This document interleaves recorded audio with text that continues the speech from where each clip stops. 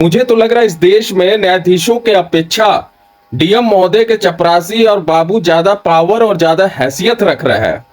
कल देश की सर्वोच्च न्यायपालिका में एक घटना घटित हुई है और न्यायपालिका का यह मतलब है जहां इस देश के संविधान और कानून का सर्वोच्च सम्मान होता है, वहां पर एक याचिकाकर्ता के द्वारा न्यायाधीश के ऊपर एफआईआर की कागज फेंकी गई और मां बहन की गाली दी गई। यह कोई नई बात नहीं है, इसके पहले भी मुख्य न्यायाधीश के ऊपर जूता से मारा गया और हुआ क्या? कुछ नहीं। अब कल भी मां बहन की गाली दी गई है। मैं कहना चाहता हूं मेरिट कांड को लेकर कि अब आप लोग एसएसपी महोदय की शिकायत करने कहां जाओगे जब देश के न्यायाधीश खुद ही नहीं सुरक्षित है, मां बहन की गाली सुन रहे हैं, जूता से लतियाए जा रहे हैं, तो अब आप न्याय मांगने जाओगे तो जाओगे कहां? और यही कारण है कि आज देश में लगभग 12 करोड़ केस पेंडिंग चल रहा है।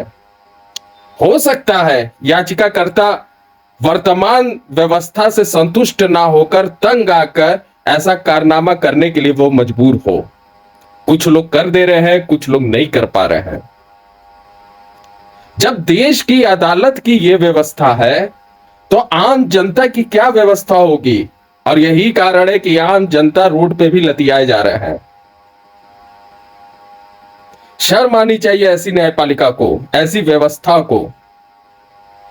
मैं समझ नहीं पा रहा हूं कि देश की जनता अपना न्याय मांगने जाए तो जाए कहां? जब देश के न्यायाधीश को खुद ही नहीं न्याय मिल रहा है तो जनता जाए तो जाए कहां? ऐसा क्या कारण हो रहा है देश में कि पिछले 10 से 15 साल में ऐसी व्यवस्थाएं देखने के लिए मिल रही है? यह काफी गंभीर विषय है और इस पे चिंतन करने की आवश्यकता है।